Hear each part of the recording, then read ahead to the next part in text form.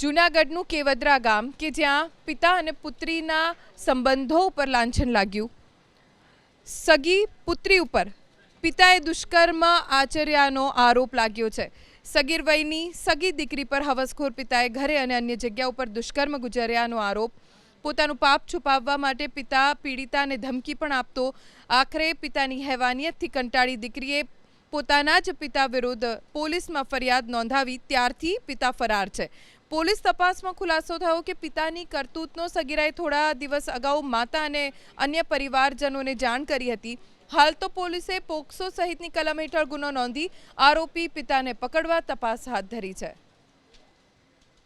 ભોગ બનનાર છે જે સગીર વયના હતા ત્યારથી તેઓના સગા પિતાએ તેઓ અને ધાકધમકી આપી અને અવારનવાર તેનો ઉપર દુષ્કૃત્ય કરેલું અને તેઓને જુદી જુદી જગ્યાએ પોતાના ઘરે તેમજ ઘરની પાછળ તેમજ રાજકોટ ખાતે હોટલમાં લઈ જઈ તેના પર દુષ્કૃત્ય કરેલું.